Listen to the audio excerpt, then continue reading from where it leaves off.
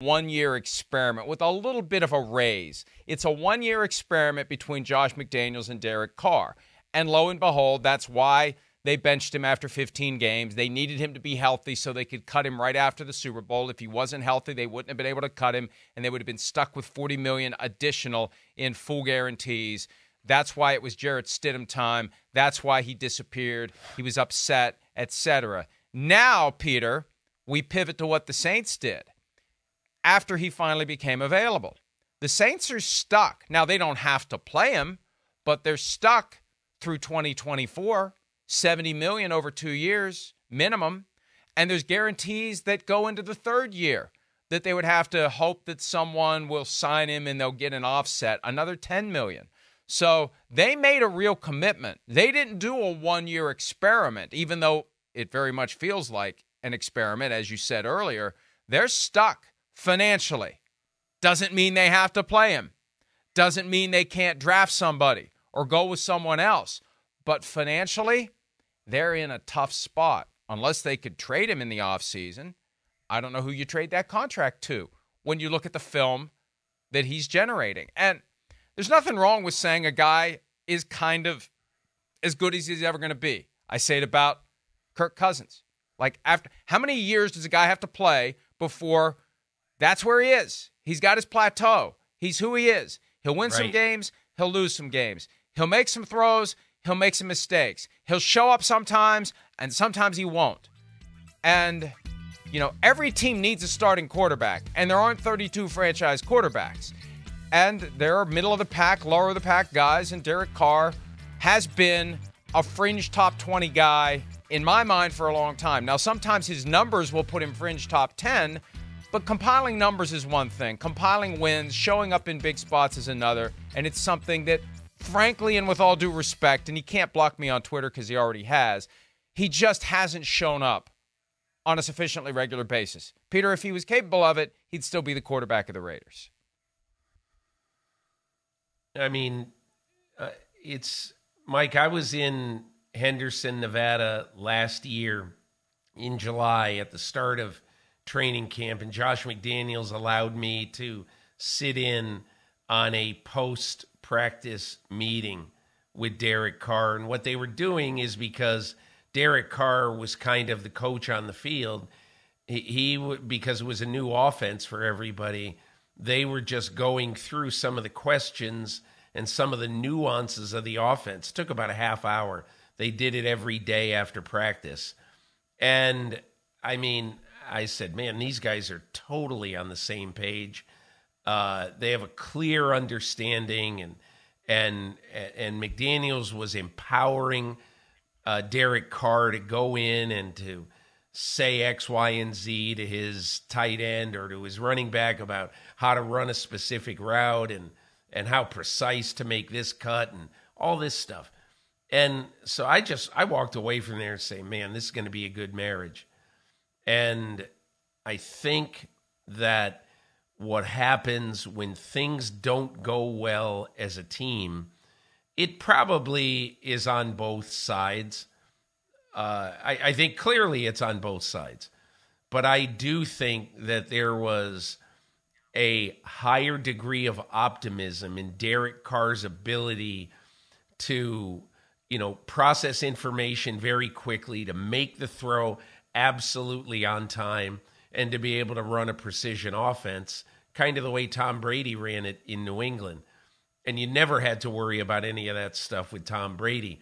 But it appears, watching Derek Carr over the last year and a half, you really have to worry about it with Derek Carr. So, look, again, I'm not trying to, rain on everybody's parade. It's not over for the Saints. Clearly, it's not a great division. So, I mean, they've got a chance to scratch out some wins and all that. But I'm just saying, this does not appear to be the quarterback you're going to build this team around for the next 5 years. There's another angle that I want to address with you, Peter, as it relates to Derek Carr and his in-game countenance. I want to give him the benefit of explaining himself before I offer my theories and my predictions as to how this could go poorly for him and the Saints. We see a lot of frustration from Carr, a lot of blaming of other people from Carr during the game. And I wonder how much of it is for the benefit of those of us watching, so we know it's not his fault. It's somebody else's fault when that ball lands in a perfectly uncovered space of green turf when no one is around and someone should have been there. It's never his fault. It's always someone else's fault, and that manifests itself in this constant parade of frustration that he shows. Let's hear from him after the game about the frustration he displays routinely from the moment the game starts till the moment the game ends. I've been showing my emotion a little bit too much on my sleeve, I kind of got to chill out, and that's me holding myself accountable because that's not going to help anything. And so just trying to be a calming influence in those moments, especially when it's been a couple of times it's happened, that heightened frustration, I could do a better job as a leader to calm everybody down. Like the past 2 weeks, I've just been talking in general, because there was some things, and I'm not going to tell you, but there were some things that happened today that led to some pretty big negative plays that should never happen. And I think that's where my frustration was coming from.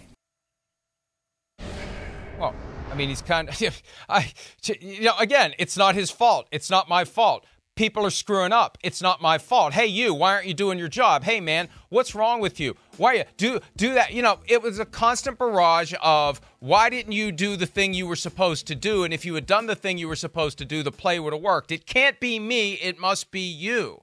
And I think back, and I hate to mention John Gruden. And John Gruden did coach Derek Carr fairly effectively when we consider what we see from Carr now.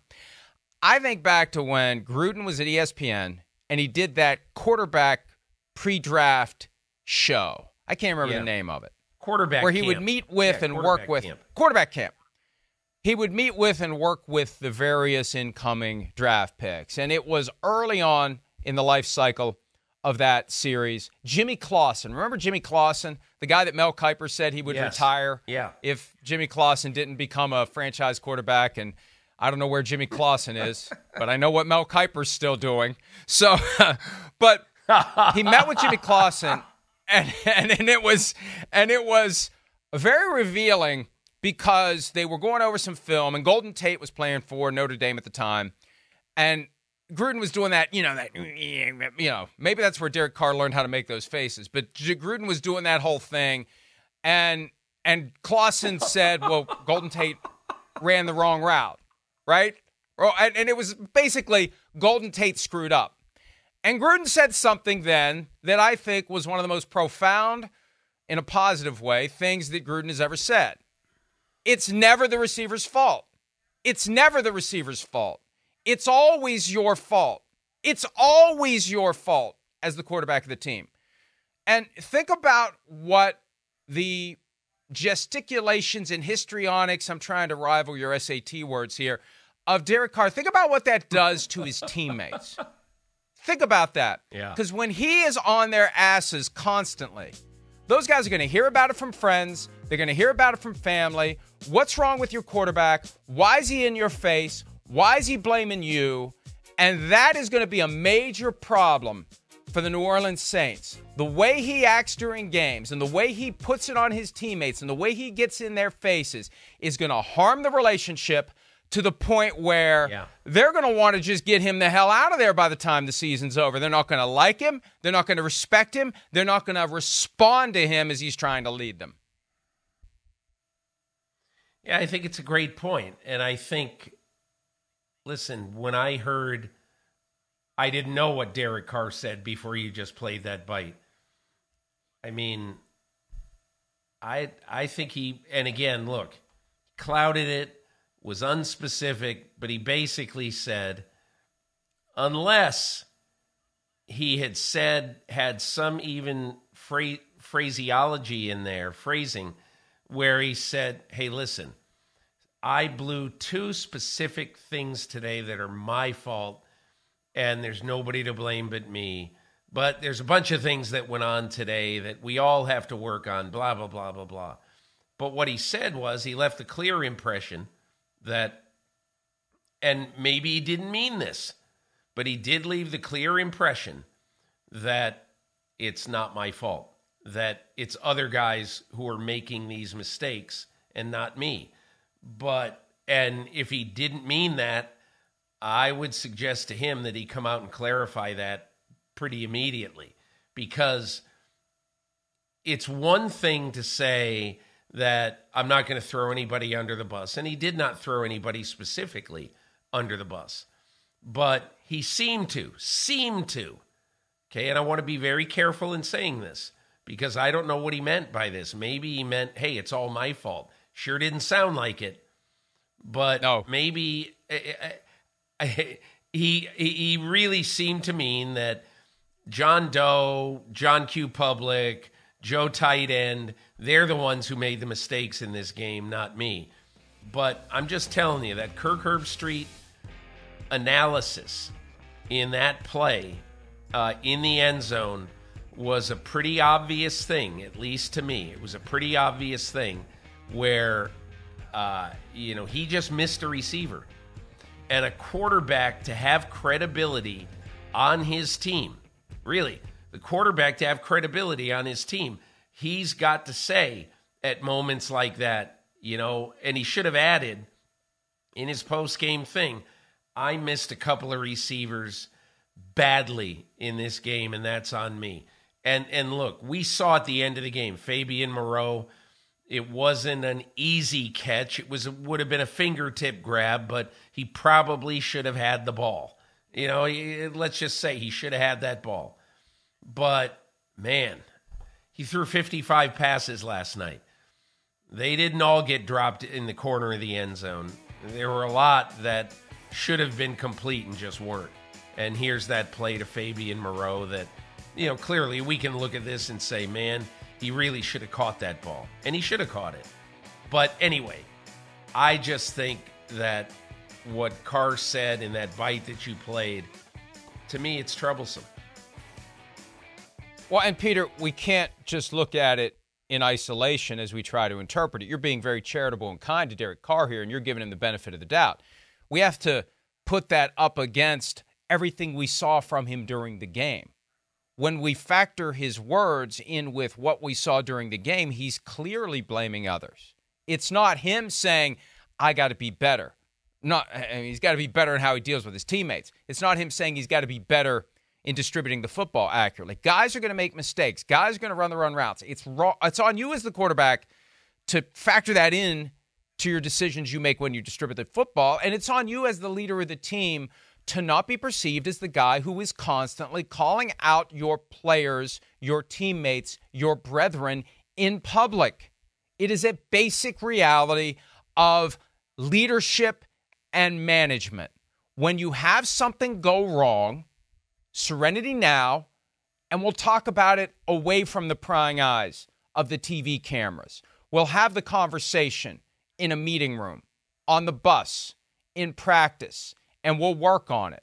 It serves no purpose getting in someone's face and making it clear during the game. And Peter, I really do think that a lot, I'm not going to name names here, but somebody made the point last night that he's like a guy who's playing a quarterback in a movie, and he's acting the way that he thinks he should act, and that it's all for show, and that it's all for the cameras. And you'd have to be foolish to not be hyper aware of the presence of the cameras during games. So I firmly believe he's putting it all on others and not on himself. And I firmly believe he's going to have an issue. If he didn't already have one, he's going to have one in the locker room, and he should, because it's disrespectful to your teammates. Remember January 2006? I got the article up. Colts are the number 1 seed. Colts are steamrolling their way finally to Peyton Manning's crowning moment. Steelers show up at the RCA Dome at the time. That's how long ago it was, before Lucas Oil Stadium. Steelers show up and beat them. Remember, Ben Roethlisberger has the play where he tackles the guy after Jerome Bettis fumbles and saves the game. After the game, this is what Peyton Manning said. And he got dragged for it. Then this is all he said. I'm trying to be a good teammate here. Let's just say we had some problems in protection. I'll give Pittsburgh credit for the blitzes and their rush. Those guys rushed, but we did have some protection problems. That's all he said. And he got waylaid for being a bad teammate. Look at that, and look at what happened last night. And it is night and day from the standpoint of, again, what a good leader does. You get in people's faces when you have to, but you don't do it in a way that embarrasses them with 50,000 people in the stadium and 15 million at home watching as it happens. That is a fundamental flaw in Derek Carr's ability to lead, and that's why I think a lot of those guys in that locker room are going to wish and hope and pray that they get rid of him after this year. I mean, look, Mike, I would bet that if you spent 1/2 hour on the New Orleans Saints cap after the show today, at any point today, if you look at the Saints cap for 2024, you would scratch your head and you would say, how in the world are they going to fix this if they have to change quarterbacks? I mean, I just looked at it briefly last night, and, you know, I'm not a capologist, but this is going to be a very difficult thing to do if for seemingly like the 4th straight year, if they think about going in a different direction at quarterback, and I don't mean different direction, if they go with a different quarterback, you know, starting with, what was it, Breeze in 2020 or 2021, whatever it was. I'm going back a couple of years now. But, you know, you go Breeze, and then what do you do after that? Okay, you lose out on Tom Brady, and so then you decide, and you lost out on Tom Brady because Breeze stayed. Don't get me wrong. But then you start to figure out, okay, what are we going to do at quarterback? And they decided to go veteran, and let's see what we can do. Competition between Taysom Hill, Jameis Winston. It's been an absolute mess. And if Derek Carr in the next 5-6 games isn't better, I mean, I don't know what the Saints are going to do, honestly. I don't know. They have a good Swiss Army knife in Taysom Hill. I mean, as much as everybody says, oh my God, Taysom Hill, you got to move on from him, or you could never count on him to be the quarterback. I'll tell you this right now, Mike. You polled 1,000 Saints fans this morning in the French Quarter, and you ask who do they want to be their starting quarterback. Taysom Hill would win 950 to 50, and so I don't know what the Saints are going to do. I really don't know. But, man, it's got to be discouraging right now for the people who run that team. Hi, it's Mike Florio. Thanks for watching PFT on YouTube. Hit subscribe for the latest news and analysis from Pro Football Talk.